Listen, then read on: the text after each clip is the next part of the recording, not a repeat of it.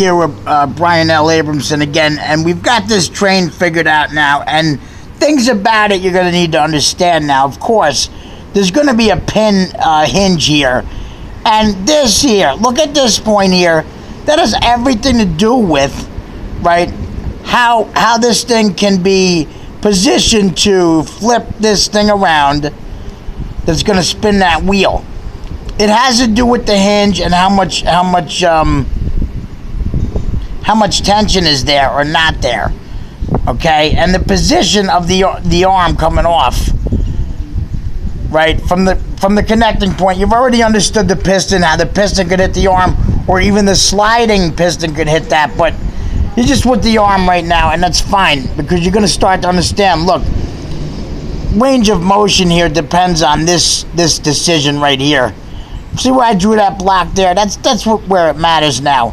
Okay, if there's a pin going through both sides and you put a bolt through there and this thing's got motion there, that's fine.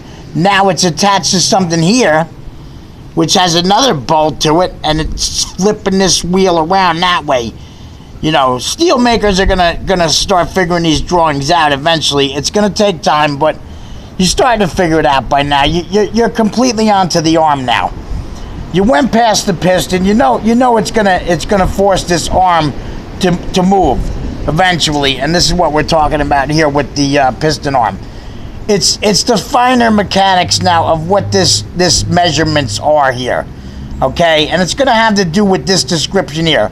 What's between here and there, and what are these measurements there that's making this wheel adjust the way we want it to in order to turn that wheel around. And this is like a metal bracket here with two pins coming off of it, right? And so the bracket will flip around and actually moves the tire around with the arm at the same time.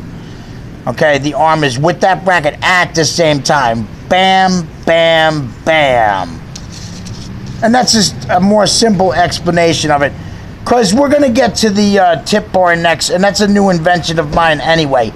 And other engineers are going to be working on this. Maybe they're going to modify it. Maybe they're going to understand a little bit better. They might explain things a little bit differently, but we're all going to be basically the same there. And so the tip bar is what we're worried about next. And the next time I see you, I'll be drawing that tip bar for you so you understand it much better. It's going to make a difference in how long you're going to be able to run the train for. You know, if you don't have enough steam, it's not going to run for a certain amount of time, and you're going to have to figure something like that out now. Engineers will have to know this, because otherwise you're not going to travel far enough, you're not going to travel fast enough, and you're certainly not going to make it to a steel plant any faster than you could. So I'll be back with that idea. Brian L. Abramson, until I see you with the steam tip bar.